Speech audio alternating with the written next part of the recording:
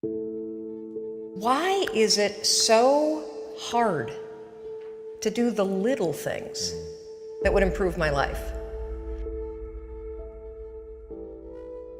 The way that our minds are designed is our minds are designed to stop you at all costs from doing anything that might hurt you. There are so many people in the world, and you know, you may be watching this right now, and you have these incredible ideas, and what you think is missing is motivation. And that's not true.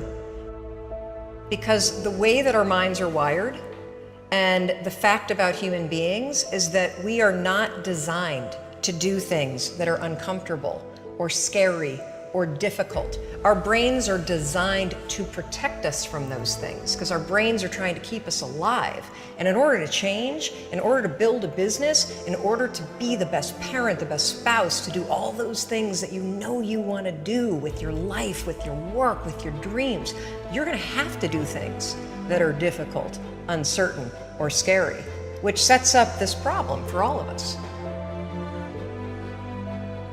The one thing we have in this world is we can't control the events, but we can choose what to focus on, we can choose what things mean, and we can choose what to do. Those three choices, those three decisions really control our life. You can always make a decision. That's always in your control. Staying with somebody that treats you like garbage is a decision.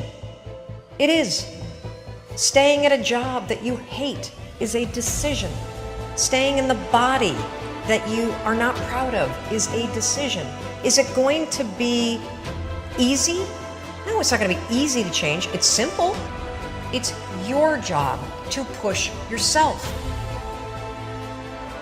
It's not the smartest people who achieve success.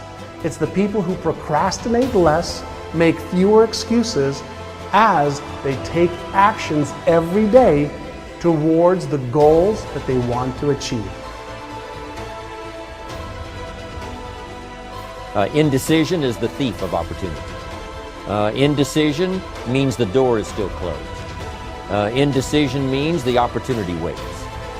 Indecision means what could be is postponed or may never be. If you want to be successful in anything in life, never leave the sight of setting a goal without doing something that commits you to fulfillment. The next morning, the alarm goes off, and I pretended NASA was there. It's the stupidest story. I literally went 5, 4, 3, 2, 1. I counted out loud, and then I stood up. And I'll never forget standing there in my bedroom. It was dark, it was cold, it was winter in Boston. And for the first time in 3 months, I had beaten my habit of hitting the snooze button. There were moments all day long, just like that 5-second moment in bed, where I knew, knowledge, what I should do. And if I didn't move within 5 seconds, my brain would step in and talk me out of it. Every human being has a 5-second window. It might even be shorter for you. You have about a 5-second window in which you can move from idea to action before your brain kicks into full gear and sabotages any change in behavior. Your life is what you think it should be. That's exactly what you are right now. You are what you thought you should be. And if you don't like who you are, you got to change what you think you should be. What you think is more important than what you do. And so if you want to change, you got to work on this attitude bit. Decide, commit, act, succeed, repeat. The one thing that all the greats have in common is they sweat the small stuff. They pay very, very close attention to every detail. What makes you comfortable can ruin you. And what makes you uncomfortable is the only way to grow. What you are and what you become depends on how you use your time. The billionaire and the beggar both have 24 hours every day. The old and the young, the black and the white, the Indian and the Asian are all given the same amount of time every day. You cannot stop a day. You cannot stop an hour. But you can control how it will be used. Your life comes down to your decisions, and if you change your decisions, you will change everything. When you understand the power of a 5-second decision, and you understand that you always have a choice to go from autopilot to decision maker, everything in your life will change. You will be a different negotiator, you will be different in sales, you will be unstoppable in the gym, because you will realize the amount of garbage that you put in the way of your hopes, of your dreams, of your potential, of your confidence, of your courage. Everything comes down to the decisions that you make. Take ownership. Take extreme ownership. Don't make excuses.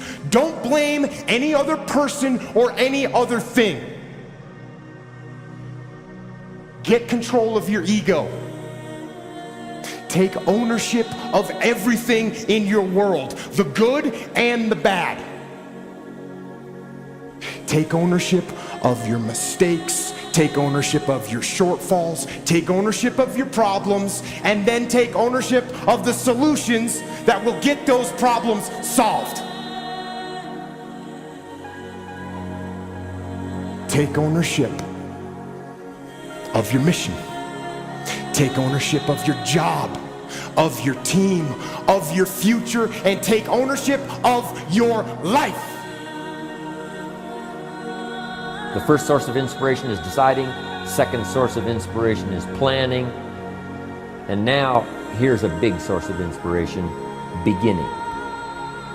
Getting started. Actually turning thought and the notes on the paper, the plans, actually now committing it to action. Getting started. I'm a humongous believer that ideas are and that execution's the game. Well, I think the one thing that discipline definitely does help you with is it helps you get things done. And when you get things done, when you actually do things, you have more success. If you have more success, and sometimes a big part of success is just not being f***ing lazy and just doing it. Yeah. That's like 90% of it is just showing up. Get there and start working. Like, you're not gonna feel perfect every day. If I only worked out when I felt good, I'd be a fat f***.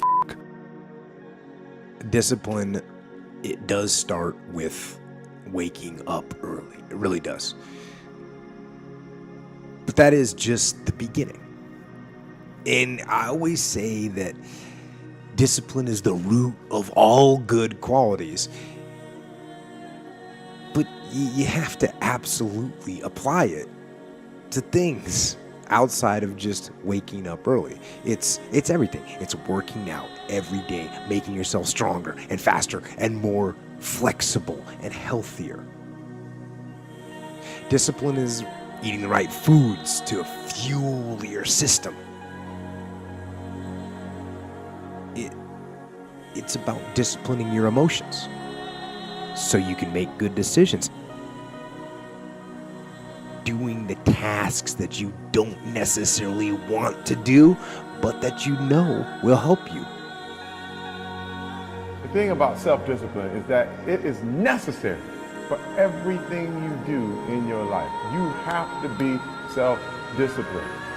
Discipline is not punishment. It's not. If you change your mindset and really focus it on what discipline really is, you start to welcome discipline. You welcome self-discipline into your life. You people have to know you, not because, oh, he's a good salesman. Oh, he's a good this. Oh, he's an artist. People need to know you for one major thing first. He works. He produces. The guy's there every day. The guy's pushing and shoving. Because the truth is, no matter how good your ideas are, how good your art is, or how good your skill set is, If you're not working, man, if you're not vibrating at a frequency that people say, my God, how does that guy do all that? If you're not vibrating at that rate, if you're not working at that level, you're not going to make it.